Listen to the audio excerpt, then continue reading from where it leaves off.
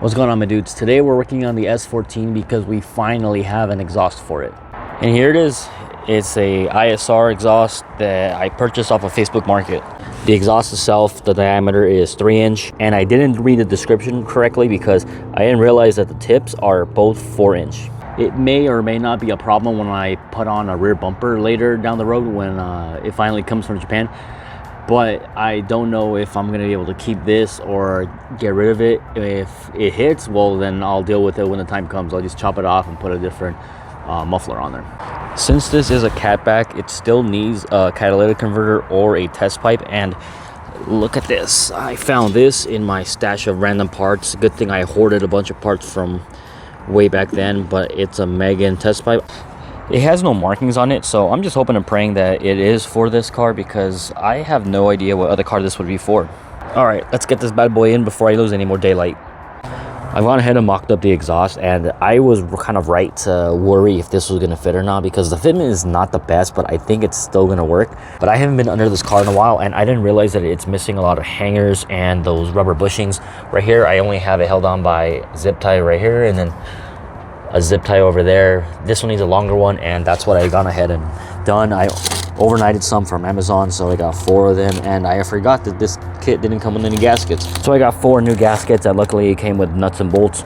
And also the test pipe that I was worried about it not fitting. I don't know if this is actually meant for an S chassis, but it fits. It works. It goes up to the downpipe and it bolts up to the rest of the exhaust. But I did have to cut off the tabs, those long tabs that were on here, and other than that, it fits. I do have to buy like a bolt or a plug. This is threaded, and I found out that it's 12 by 1.25, and I didn't have a bolt that big, so I just got to find like a small bolt that is that same third pitch to plug this up. I don't know what the hell this is for.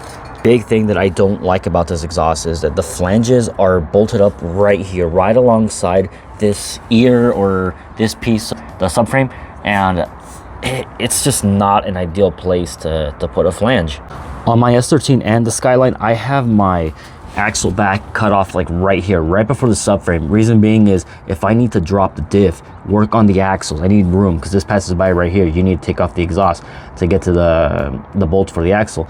Anything right here, I just take it off right here, and all this is clear of the exhaust. But having it over here, you take it off over there and you still have the exhaust in the way. Like I said, if you have to take the axles off from this side, on that side there's no exhaust, so obviously it's a lot easier to take off, but here it's in your way, so you're gonna have to take it off all the way down there from the test pipe or your cat.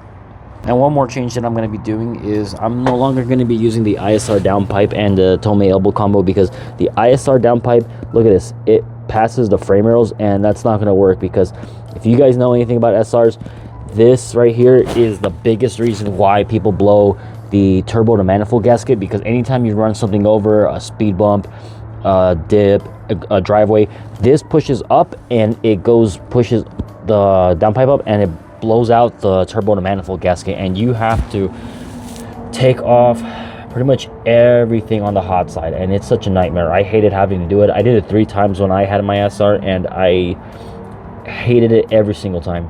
I was really stoked on the Tomei elbow. I really wanted to see and hear what it would do, how it would sound, but I have something that I think will work just as good. Thank goodness I hoard stuff, because look what I found in my stash of random parts. A PBM Cobra Downpipe. I actually don't know if this is for an S13, 14, 15. I don't even know if it matters, but we're gonna put this on.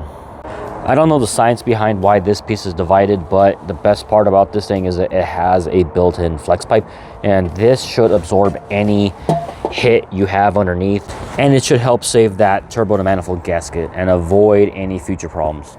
I'm also hoping that it clears the frame rails, because if not, then I pretty much put it in for nothing. This is the size difference of the Tomei elbow for the SR20 and for the PBM Cobra Downpipe, and I think the Tomei one wins this one. Look how much open and free this one is versus this one. It's got 2 weird little circles and a lot of missing parts right here. I feel like they could have taken this off and used that as an opening, but this is still going to go in. Another thing that I'm not liking is the plug or the bung, sorry, for the O2 sensor.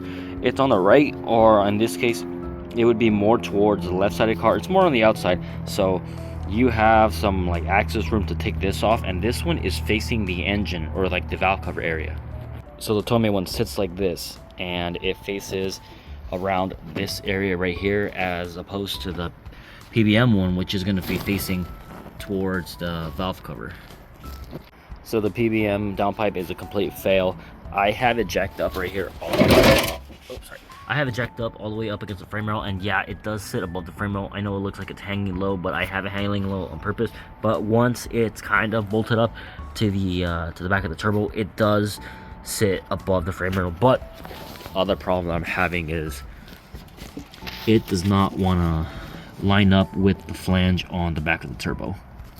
So the problem that it's having is that once this is kind of like level with the frame rails or pushed up against the chassis, this flange right here is sitting too much like this, and it doesn't, I mean, it can bend a little bit like down, but you need like two people, one to hold this and kind of push this in, and someone on top of the engine bay pulling this down to get it to fit in over the studs or the bolts.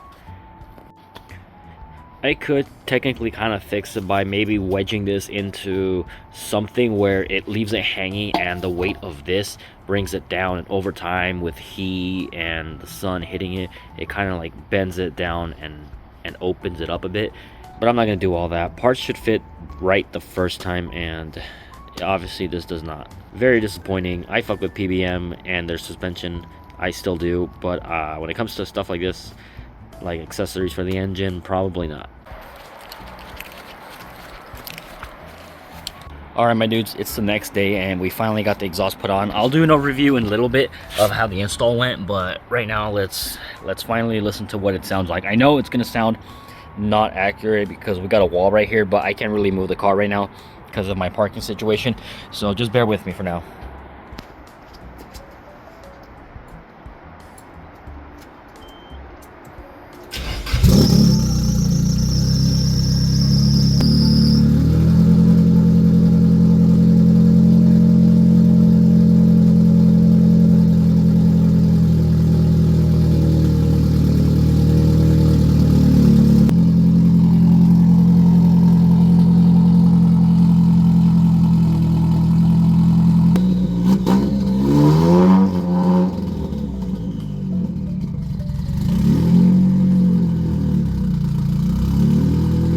God damn, this thing's loud. I had to cut it off because it was making too much noise. It was making too much vibration on the wall and on the building over here. So, and there's like kids sleeping and stuff like that. So I had to turn it off. I was only able to do a few revs, but I don't think I'm going to be able to like really get on it here. Probably going to have to wait until I take it to the dyno day or I take it to the track.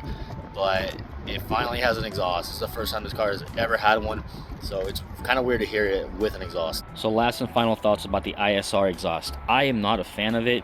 It works if you need just an exhaust just to get you by. This will do the job, but there are a lot of little things that I did not like about it. One thing I mentioned already is the flange placement over there, and it doesn't have a lot of bending of the pipes right here where it goes underneath the subframe. It looks like they did the absolute minimal bends just for it to work. I don't think they took into consideration like clearance. This hangs kind of lowish. It's not the most lowest I've ever seen, but it's not good for low clearance. I don't like that you're able to see the exhaust from underneath the car. This thing should be tucked up and hidden and out of the way from anything, and it kind of shows. So I don't know what I'm going to do once I put a kit on it. I got to see, hopefully the kit is able to make the car look low enough where I won't need to raise the exhaust anymore. And also I had to leave everything loose in order for it to kind of like work. What I mean by that is like the test pipe was loose on the downpipe, and then from the downpipe to the exhaust and the axle back portion, all that I kind of like bolted it up together, had to pull it together, and then left it a little bit loose just with the bolt and nut on it, and then tightened it, and then the whole exhaust kind of tightened it up, and it's super stiff right now. What did he say? I don't know how else to explain it other than like it's just right now it's really tight, and if I unloosen like one section, everything else is going to come out of alignment. But we're getting one step forward with the S14. The exhaust hot side of things is finally complete, and it should be ready for the dyno. There's a couple of things I got to do before that though. There's some interior things I need to do because right now the inside of this car is just storage for all the parts that are going to go for the interior, and a little bit of suspension parts and aero parts.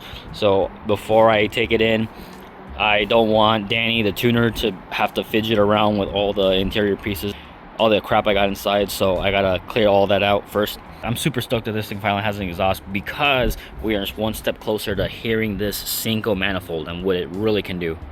That's gonna be it for this one. Anytime I get anything done on the S14, I'm really happy, and it's finally getting the love and attention that it deserves, and it's one step closer each time to becoming a running and driving car. I can't wait to try this thing out to track. I haven't driven an SR car in such a long time, so it's gonna be a weird but a really cool experience.